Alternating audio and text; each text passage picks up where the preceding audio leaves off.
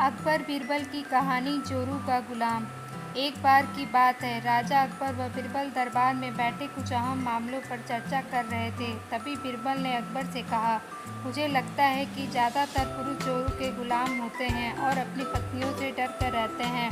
बीरबल की यह बात राजा को बिल्कुल भी पसंद न आई। उन्होंने इस बात का विरोध किया। इस पर बीरबल भी अपनी बात मनवाने पर अड़ गए। उन्होंने राजा से कहा कि वे अपनी बात को सिद्ध कर सकते हैं, मगर इसके लिए राजा को प्रजा के बीच एक आदेश जारी करवाना होगा। वह आदेश यह था कि जिस पुरुष के अपनी पत्नी से डरने की बात सामने आएगी, उसे दरबार में एक मुर्गी जमा करानी होगी। राजा बीरबल के इस बात पर तैयार हो गए। आगे देखते हैं। अगले ही दिन प्रजा के बीच आदेश कराया गया कि अगर यह बात सिद्ध हो जाती है कि कोई पुरुष अपनी पत्नी से डरता है, तो उसे दरबार में आकर बीरबल के पास एक मुर्गी जमा करवानी होगी। फिर क्या, देखते देखते बीरबल के पास ढेरों मुर्गियां इकट्ठा हो गईं और सैकड़ों मुर्गियां महल के बीच घूमने लगीं।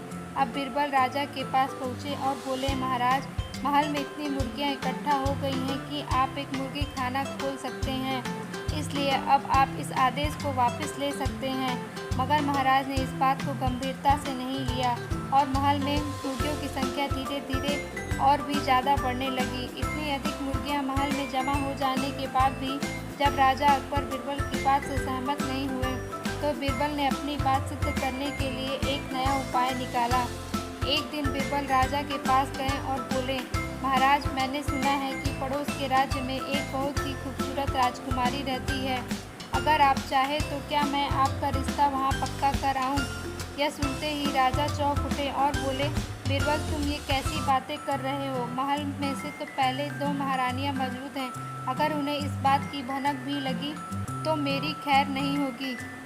यह सुनकर बीरबल ने तपाक से जवाब दिया, चलिए महाराज, फिर तो आप भी मेरे पास 2 मुर्गियाँ जमा कर ही दीजिए। राजा बीरबल का ऐसा जवाब सुनकर राजा शर्मा गए और उन्होंने अपना आदेश उसी वक्त वापस ले लिया। कहानी से शिक्षा। अकबर बीरबल की इस कहानी से हमें यह शिक्षा मिलती है कि बातों की चतुराई से हम किसी भी बात को मनवा सकते हैं।